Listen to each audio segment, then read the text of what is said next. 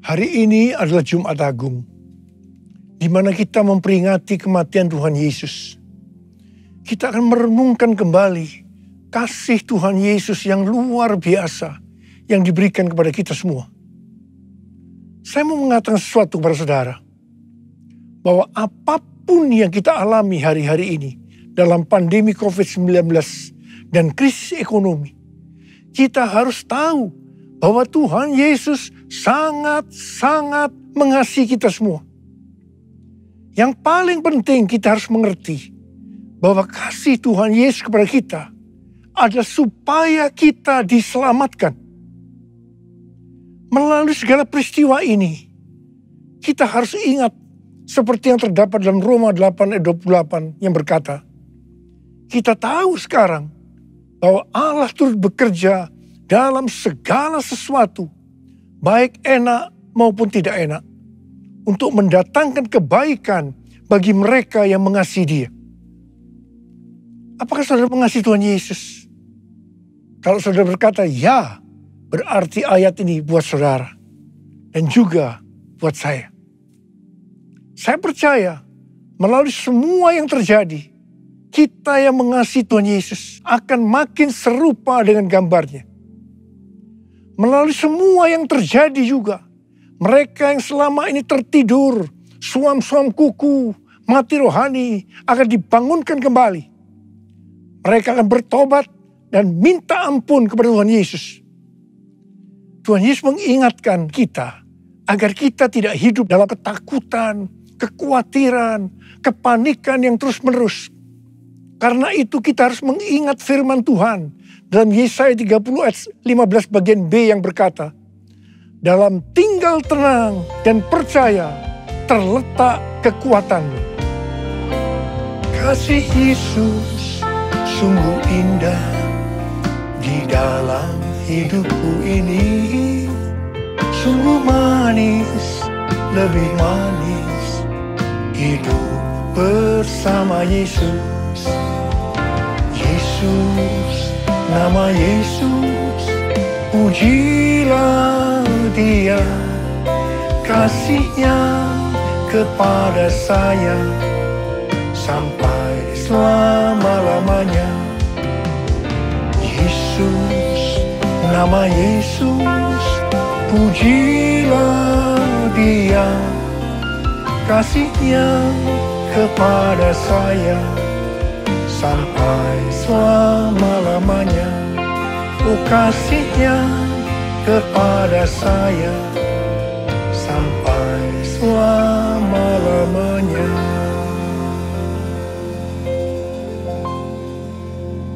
Alkitab berkata, Yesus mati karena dosa-dosa kita.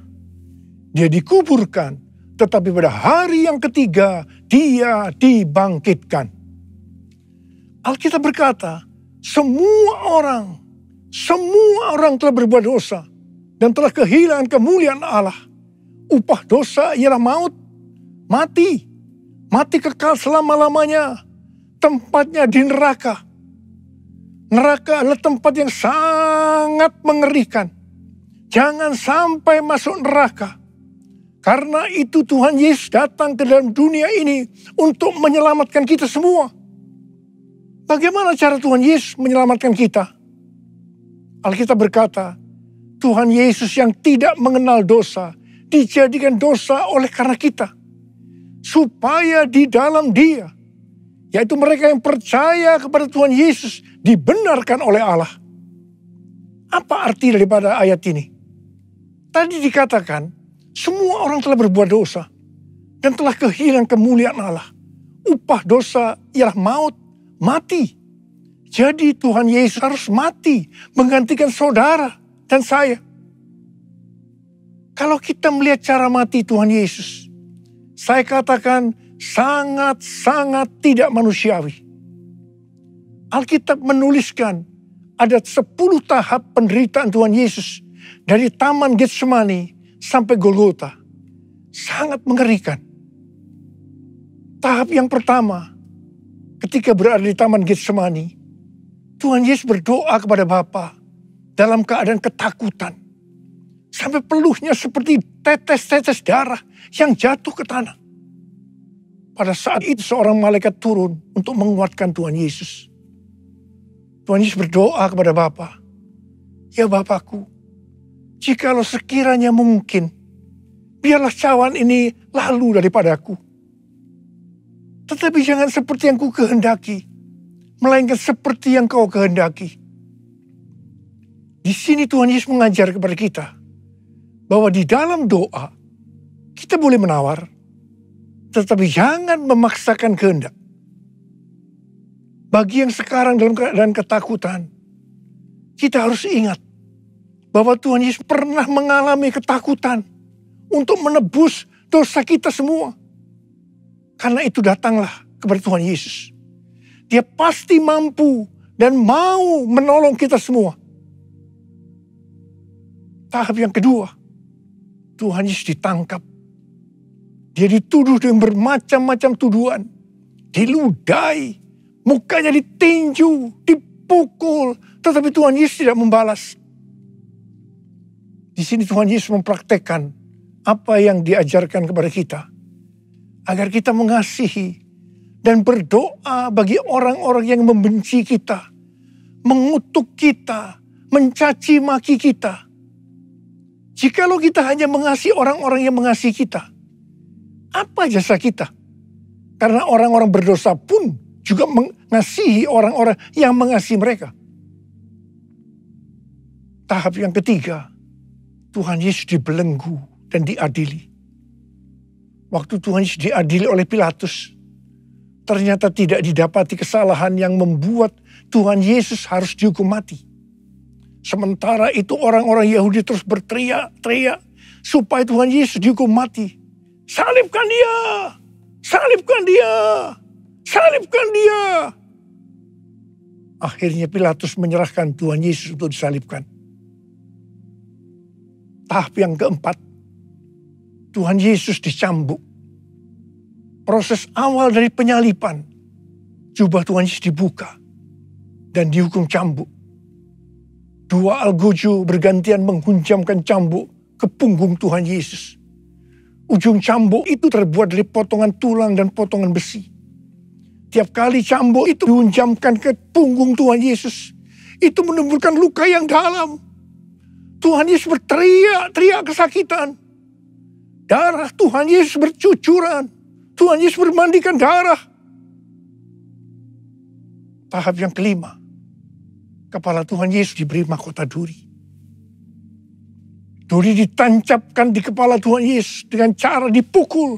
Sakitnya luar biasa. Darah bercucuran. Tahap yang keenam, Tuhan Yesus memikul salib. Dalam kesakitan, berlumuran darah, ditambah semalaman Tuhan Yesus tidak tidur. Tuhan Yesus harus memikul salibnya. Tuhan Yesus jatuh, bangun karena tidak kuat. Maka Simon dari Kirene disuruh menggantikannya. Tahap yang ketujuh, tangan dan kaki Tuhan Yesus dipaku. Sakitnya luar biasa. Darah bercucuran. Tahap yang ke-8, Tuhan Yesus digantung di atas kayu salib. Pada saat itu Tuhan Yesus menderita secara lahir maupun batin. Secara lahir, dia merasakan sakit yang luar biasa di sekujur tubuhnya. Dan juga merasa sesak karena ada cairan yang menekan jantungnya. Secara batin, Tuhan Yesus menderita karena Tuhan Yesus melihat semua orang yang lalu lalang menghujat dia. Ahli-ahli Taurat, tua-tua, imam-imam menghujat dia. Bahkan salah satu penjahat di sebelahnya juga ikut menghujat.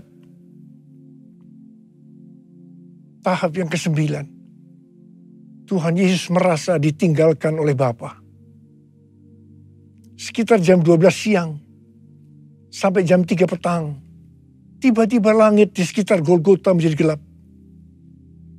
Tuhan Yesus gelisah. Tuhan Yesus gelisah.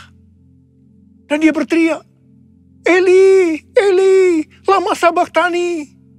Eli, Eli, lama sabachthani. Allahku, Allahku, mengapa engkau meninggalkan aku? Tuhan Yesus merasa ditinggalkan oleh Bapa. Orang yang berdosa pada hakikatnya dipisahkan dari Bapa. Jadi untuk menebus dosa orang yang berdosa, maka Tuhan Yesus harus merasakan ditinggalkan oleh Bapa, dipisahkan dari Bapa. Saya percaya ini adalah puncak penderitaan Tuhan Yesus. Penderitaan lainnya tidak ada artinya dibandingkan merasa ditinggalkan oleh Bapa. Bagi saya, kalau saya tidak merasakan hadirat Tuhan, itu adalah hal yang paling berat dalam hidup saya.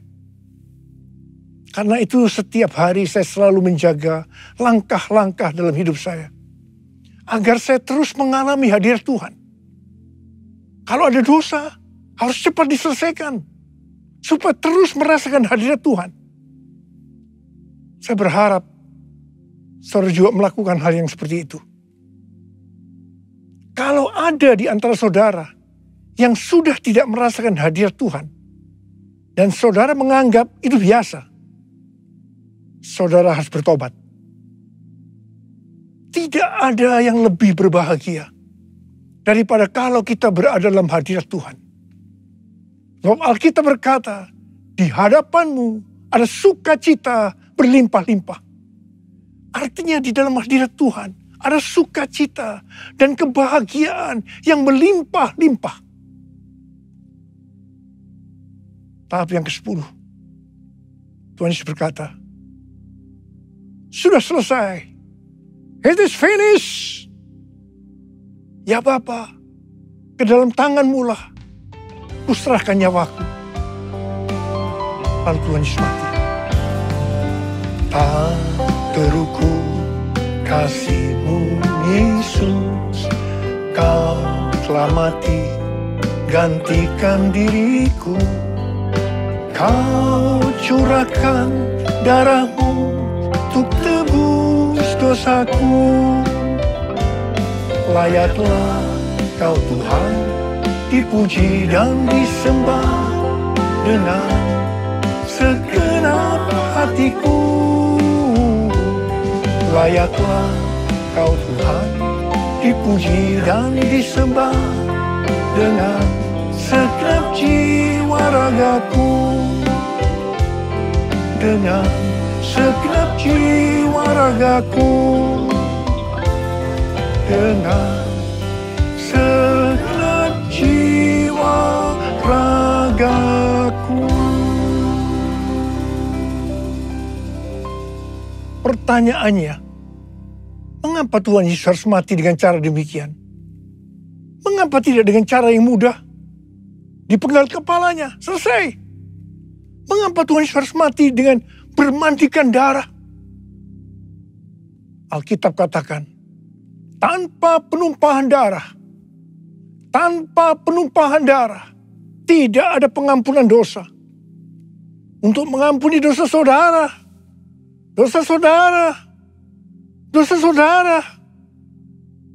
dan dosa saya, Tuhan Yesus harus mati dengan cara demikian. Selain itu, apalagi yang Alkitab katakan dengan cara mati Tuhan Yesus yang seperti itu? Yang pertama, penyakit kita lah yang ditanggungnya. Yang kedua, penderitaan kita yang dipikulnya. Dan oleh bilur-bilurnya kita disembuhkan.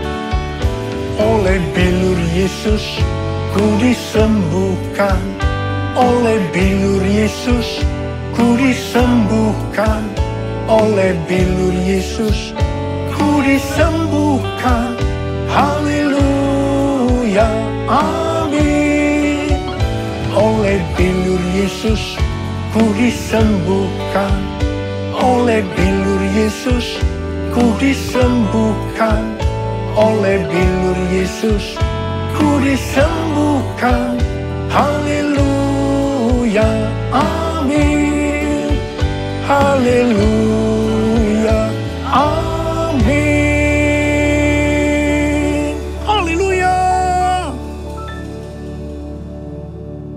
Yesus mati karena dosa-dosa kita. Dia dikuburkan. Tetapi pada hari yang ketiga, dia dibangkitkan. Haleluya. Tuhan Yesus tidak mati selamanya. Tetapi pada hari yang ketiga, Tuhan Yesus dibangkitkan. Apa yang Alkitab katakan? Kalau sampai Tuhan Yesus tidak bangkit. Yang pertama, sia-sialah pemberitaan firman Tuhan. Saya di sini memberitakan firman Tuhan. Tidak ada artinya. Sia-sia. Tetapi puji Tuhan. Tuhan Yesus hidup. Tuhan Yesus bangkit. Pemberitaan firman Tuhan menjadi tidak sia-sia. Hal yang kedua. Kalau sampai Tuhan Yesus tidak bangkit. Sia-sialah kepercayaan kita.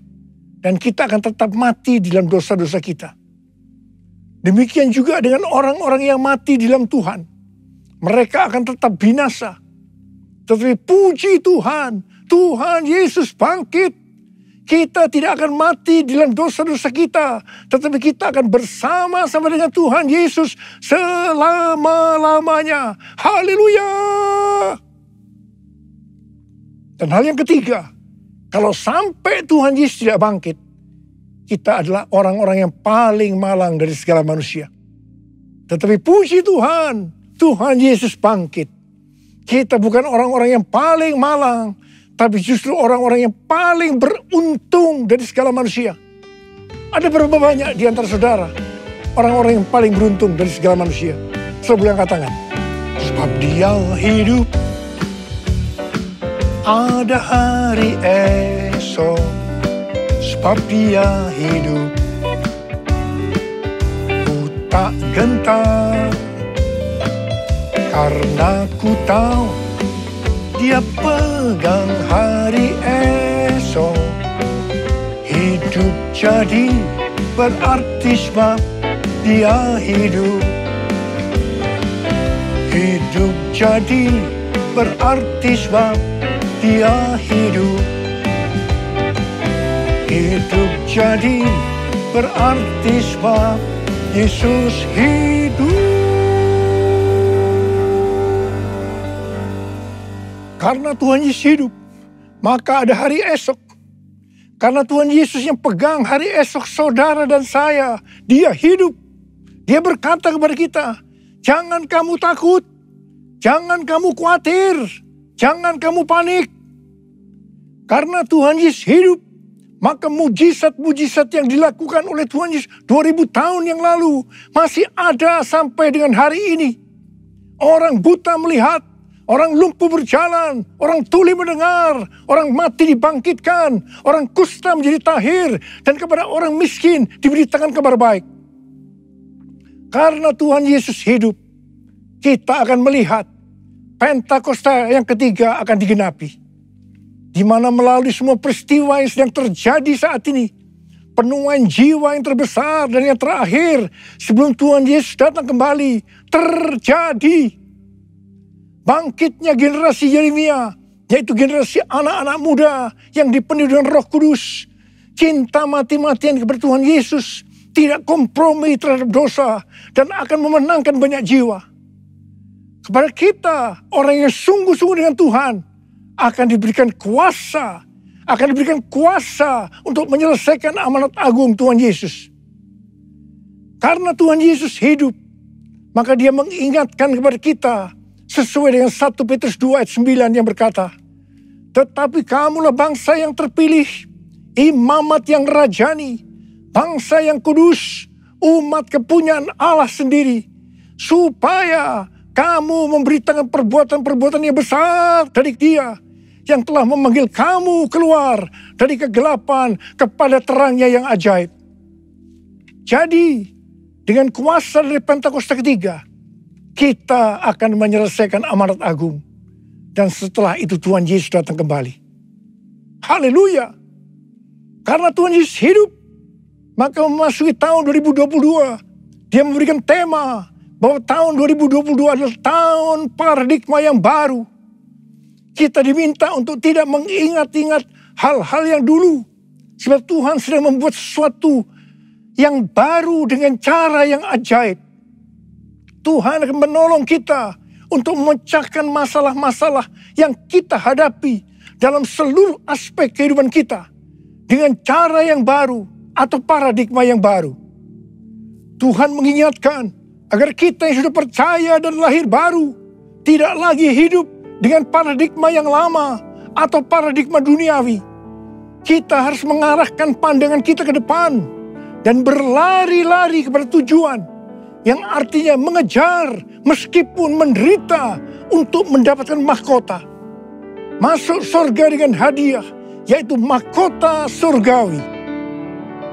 Darah-Mu Yesus sucikan daku, darah-Mu Yesus bebaskanku, darah-Mu Yesus ubahkan daku, ku dijadikan baru. Darah-Mu Yesus, darah-Mu Yesus sucikan daku, darah-Mu Yesus bebaskanku, darah-Mu Yesus ubahkan daku, ku dijadikan baru, ku dijadikan baru, ku dijadikan baru. Mari saya ajak kita angkat tangan di hadapan Tuhan. Mari kita katakan, Yesus, Yesus, Kau berarti bagiku. Yesus, Yesus, Kau segalanya bagiku. Yesus, Yesus, Kau berarti bagiku. Yesus, Yesus, Kau segalanya bagiku. Kau segalanya bagiku. Kau segalanya bagiku. Angkat tangan saudara. Kita berbahasa roh sama-sama. Sembah Dia.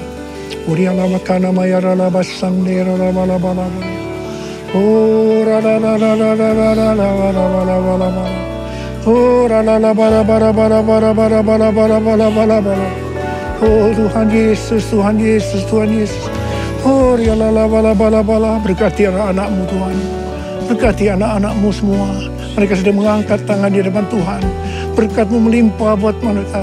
Berkat-Mu melimpah. Terima berkat Tuhan. Terima berkat Tuhan. Terima berkat Tuhan. Terima kasih. Tuhan terima kasih. Tuhan terima kasih. Tuhan terima kasih. Tuhan terima kasih dalam nama Yesus.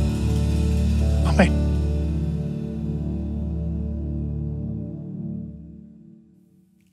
Mari saudara-saudara, kita akan masuk dalam perjamuan kudus. Kita akan mengingat ayat ini.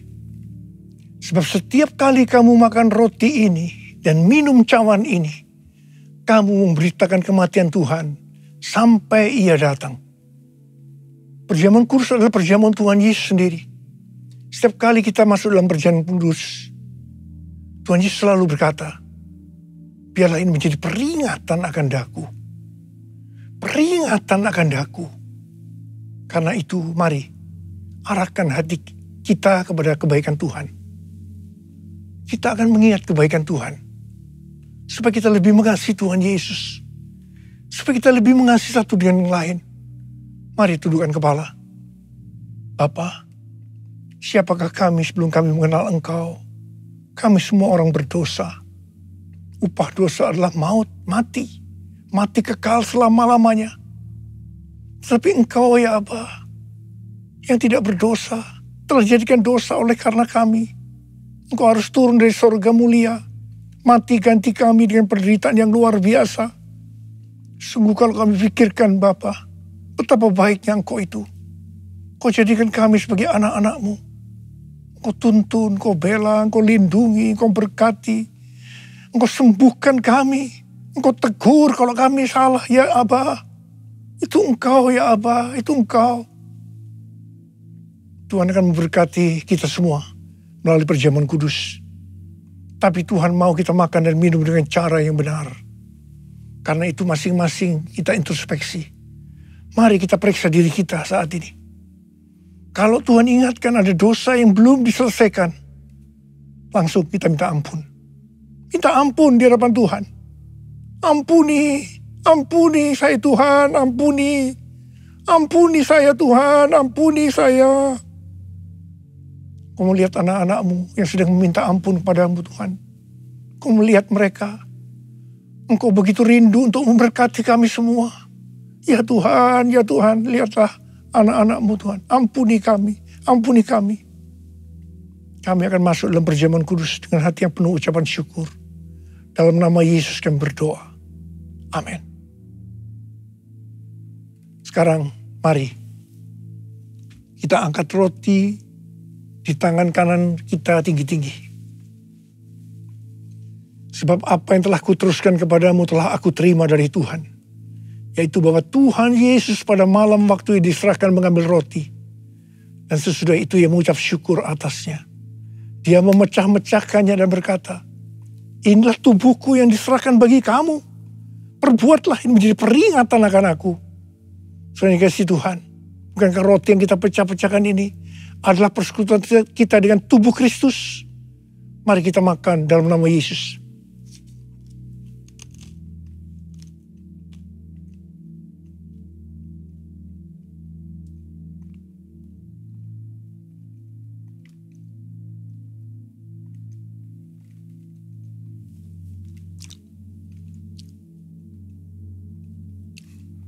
Angkat cawan di tangan kita tinggi-tinggi.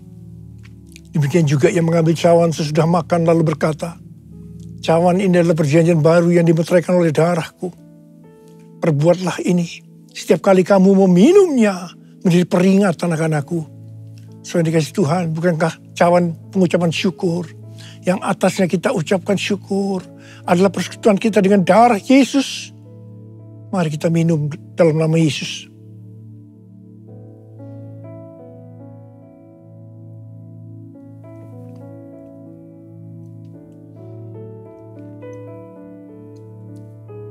Mari ucapkan syukur dan terima kasih kepada Tuhan dengan suara. Jangan diam, keluarkan suara. Tuhan terima kasih. Tuhan terima kasih ya Tuhan. Kami mengucap syukur ya Tuhan. Terima kasih buat kebaikan-Mu ya Aba. Oh rada bara bara bara bara bara bara. Oh Yesus. Oh Yesus, Yesus, Yesus, Tuhan Yesus, Tuhan Yesus. Bapa terima kasih. Terima kasih. Terima kasih pesan-Mu hari ini. Oleh bilur-bilur-Mu kami semua disembuhkan. Oleh bilur-bilur-Mu kami semua disembuhkan. Terima kasih Tuhan. Kami berdoa bagi mereka yang sakit saat ini. Angkat tangan saudara yang sakit, yang memerlukan kesembuhan, yang memerlukan mujizat Tuhan. Sembuh dalam nama Yesus. Sembuh dalam nama Yesus, mujizat terjadi. Terima kesembuhan, terima mujizat Tuhan, terima. Terima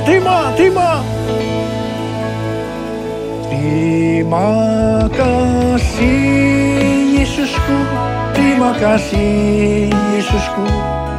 Puji syukur hanya bagi Tuhanku.